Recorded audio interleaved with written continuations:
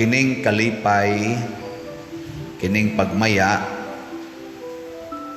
wa gini mag-agad og mga butang og mga tao sa kalibutan. Ang makahatag ra gyud ani mao ra gyud ang Ginoo.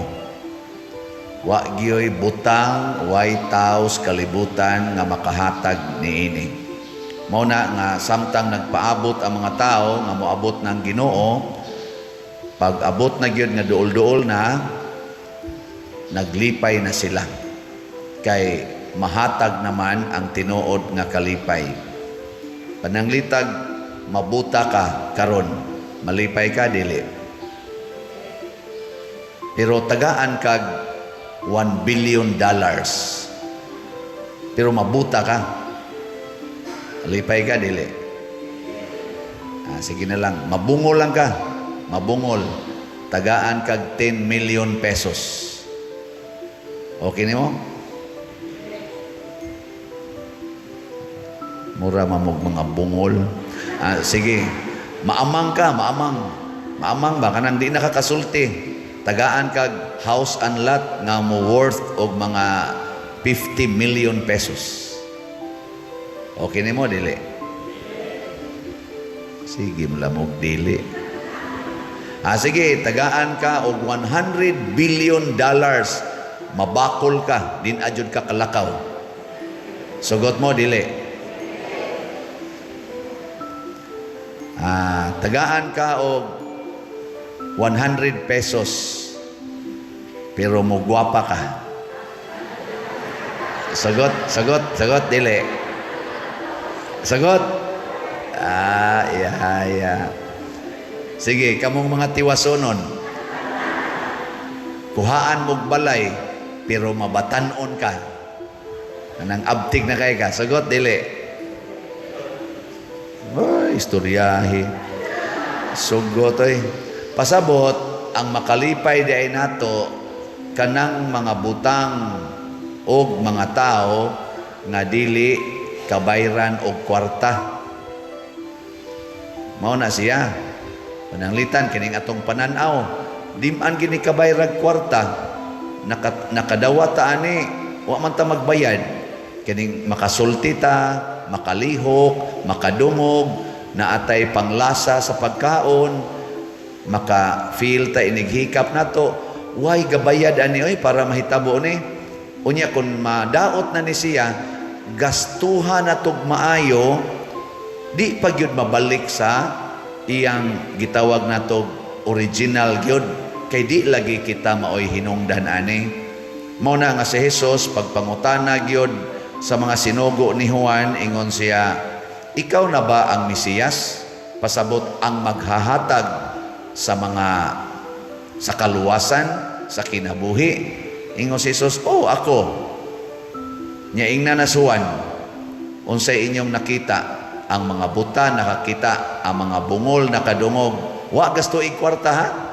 Ang mga bakol nakalakaw, ang mga gisangla nangaayo, hasta pagani ang patay nabuhi. Way kwartang makahimo ani nga ang patay mabuhi.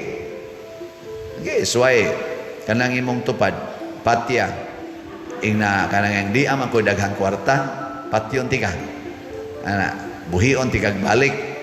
Musugot ka na. Di ang Ginoo ray makahimo ani.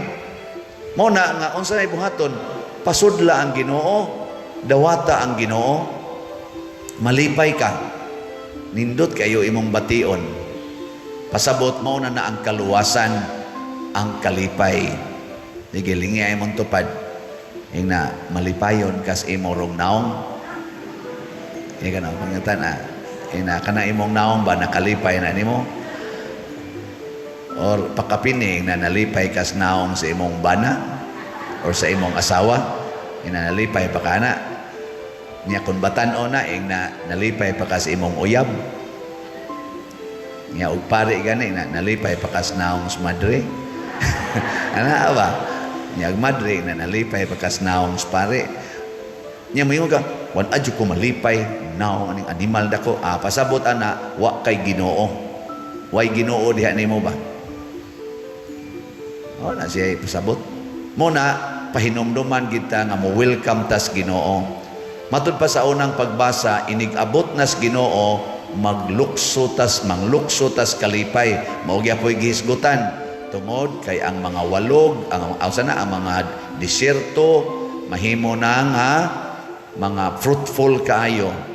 Ang mga bati nga mga lugar nga dili katubuag tanom, mutubo na ang tanom. Ang mga amang makabati na, ang makasulti na, ang mga bungol makabati. Ingana ba? Ang bakol makalakaw. Og matod pa ni Kristo, og ang maayong balita gisangyaw ngadto sa mga kabos. Mao ni ang usagyod sa mga nindot kaayo kay maayong balita para sa kabos. Kamo dinhi, dato mo kabos. Iisa ang kamot sa tinuod yung dato. Kay ilista na tungan, tuwara ba tayo rate dito, pilay mong ibayad, ana. Wagi mo claim, kasagaran, may nga dyan. Unsa na diyang atong kuhan? Very poor, 1 peso to. Ana, niya, ang katong moderately poor, 100 ba to? Ana, ang sagaran, moderately poor. Wagi mo angkon kay ang regularly rich kay pila to diha? 5,000? Oh, ana, wagi mo hatag 5,000 eh. Pulos gyud poor. Oh, na atong kabakakon. So, karon unsa may maayong balita para sa mga kabos? Daghan kay nato musimba, kay kun musimba ang maayong balita madato ka. No. Mangadto ana mga lugar nga kanang mga milagrosa kayo sama nang Simala, kanang sa Lindogon ba, adtos mga Santo Niño, ngadtos Rigla, Guadalupe, San Vicente sa Pitalo, San Vicente Bugo, agi-agian lang San Vicente Liluan. Kaya nga naman, tuwa ditong maayong balita. Unsa may maayong balita dito? Mulampos ka ug muti kag board exam didto kay mulampos ka kay inighuman nimong pasar balik na sa didto aron makatrabaho na sad ka nya gusto kang mo abroad ngadto na sad kay mo abroad ka. Unsa may tumong ang maayong balita nga mulampos ka makakwarta ka. Pero unsa man gyud maayong balita sa usa ka kabos nga gisangyaw ni Kristo? Kini mao ni ang maayong balita. Bulahan kamong mga kabos kay inyo ang gingharian sa langit. Kana bang sa imong kahimtang karon lipayon kas Ginoo diha sa imong kahimtang ayaw na pangandoy og laing kahimtang anha ka diha lipayon kay tungod anang imong pagsigig pangandoy og laing kahimtang na stress na ka wa na kay kalipay og tiguang ka kabos ka sa imong gitawag og kaning physical kaning strength nya mangandoy ka nga malig-on kag balik nga kamao na kang mudagandagan ana mga bakilid di oy mapandol na gyud kag patag. Pero dawata diha nga naman kay naa diha ang Ginoo. Mao na daghan kay mga buta malipayon nga naman midawat sila nga pagbuot nis Ginoo. Wa na sila magkisi-kisi aron maayo. Daghan kay mga stage 4 cancer na wa na magbuol malipayon nga naman midawat sila nga kabubuton nis Ginoo. Daghan kaayo diha nga di nakadungog apan malipayon tungod kay midawat nga kabubutos Ginoo. Mao na diri sa atong ikaduhang pagbasa niingon gyud nga be patient, God is coming.